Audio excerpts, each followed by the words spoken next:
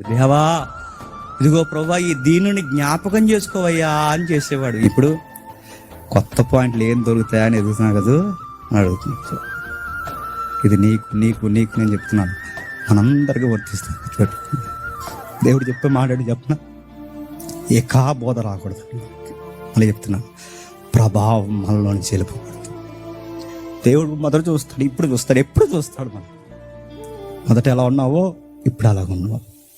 ఈ జ్ఞానం కాదు, సిద్ధాంతాలు కాదు.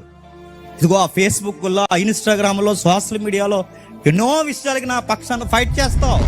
ఆ యేసుప్రభుని అంటావురా అంటావు, కానీ నన్నే నువ్వు ప్రేమించవు. అనేక మందితో డిబేట్ చేస్తావు, డిబేట్కి కారణమైన నన్ను మర్చిపోతావు. ఏం చేస్తున్నావు? నీ మొదటి ప్రేమ వదిలేస్తావు. ఇప్పుడు ఎవరైనా మారారంటే ఒకప్పుడు ఏం చేసేవాళ్ళం మనం చక్కగా. ఎవరైనా మారారంటే మారారా, ఎప్పుడు మారారు బ్రదర్, కొన్ని విషయాలు చెప్పండి బ్రదర్, మాకు కూడా ఉద్యోగం వస్తుంది అనేవారు.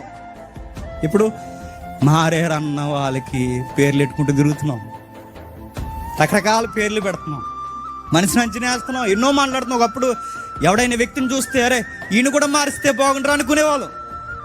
ఇప్పుడు ఎంతో మంది మారినోళ్ళు నీ సర్కిల్లో, నీ చుట్టూ ఎంతో మంది కనబడుతున్నా అసలు నీకు పట్టింపు లేదు. నీకు ఎంతసేపు మీటింగ్లు గొడవలే, నీకు ఎంతసేపు ఇవే గొడవలు. నీకు దేవుని కార్యక్రమాలని చెప్పుకుని తిరుగుతా కానీ ఎదుటి నశించిపోతున్న ఆత్మలు నీ బురకే.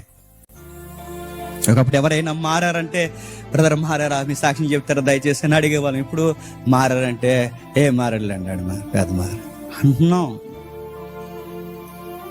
వదిలేసావు,